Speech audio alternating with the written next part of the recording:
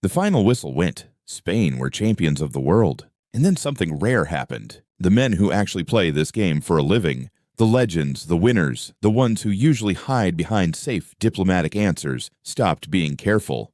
One after another, in studios and press rooms across 3 continents, they said exactly what they saw.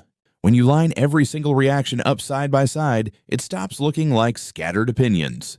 It starts looking like a verdict. So, forget what anyone else thinks for a second. Let the players and the pundits talk. Footballers are finally speaking out about Spain versus Argentina, and none of it is gentle. Spain won it in extra time off a substitute's finish in the 106th minute. A final Spain had controlled from almost the first pass. Argentina, the defending champions, didn't land a single shot on target in 120 minutes. The match itself was closer to a street fight than a football match. Dozens of fouls, a straight red card in the dying seconds of normal time, and a brawl after the whistle instead of a handshake. That's the game everyone watched. Here's what the game's biggest voices had to say about it. Start with the man who never sugarcoats anything. One legendary striker looked at the scoreline and didn't hesitate. He called it exactly what it was, a team that played dirty, exposed for the world to see, getting precisely what they'd earned. Then came the tactical minds, and this is the part worth sitting with. One former midfield great wasn't interested in the brawls at all. He was fixated on what Spain did without the ball, winning it back in just a few passes every single time, all 11 players moving as one. That's the detail casual fans miss. When a game looks boring, it's usually because you're watching the wrong team. A third pundit turned the spotlight onto Spain's midfield general, praising the comeback story of a player written off after a serious injury, now lifting the biggest trophy in the sport as the tournament's standout performer.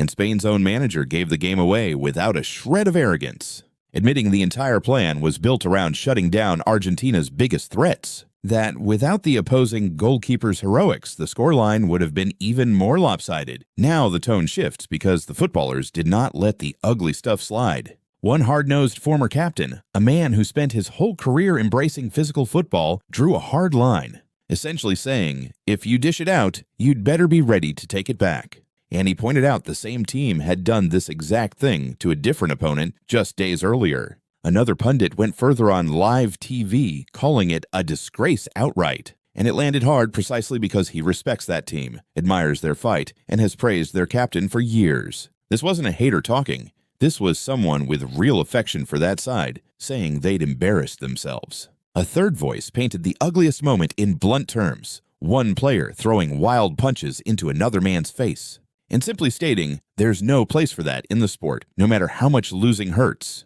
A fourth summed up the post-match scenes in 2 words, disgusting behavior, while admitting the team on the receiving end had every right to react after 2 hours of provocation. A celebrating substitute ran onto the pitch. An opposing player took exception, threw a punch, and within seconds it became a full-blown scrum. Shirt pulling, shoving, one player grabbing another by the throat and hauling him to the ground, while the manager sprinted around the pitch trying to pull his own players apart. It wasn't one flashpoint, it was a full team-wide collapse in discipline, seconds after losing the biggest game of their lives. But here's where it gets more complicated, because the footballers were fair too.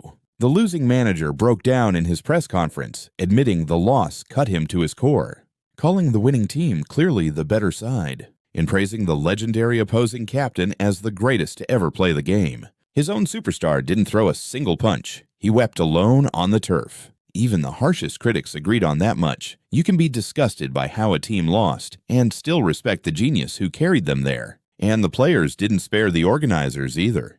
This was the first World Cup final in history to bolt on a full concert-style halftime show. Global pop stars, a guest list longer than the team sheet, and a break that ran nearly double the legal limit. One pundit, asked live on air for his highlight of the show, said flatly that his favorite part was when it ended. Another called it an anti-climax. The football people watching wanted the game back. One team was a machine, disciplined, relentless, and still convinced they left goals on the table. The other team was exposed, dragged to the final on provocation and one man's brilliance.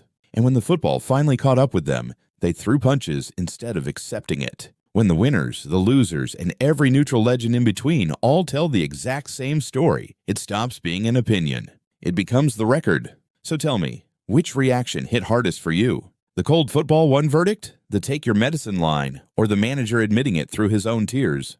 Drop your answer below, subscribe if you want the full tournament retrospective, and I'll see you in the next one.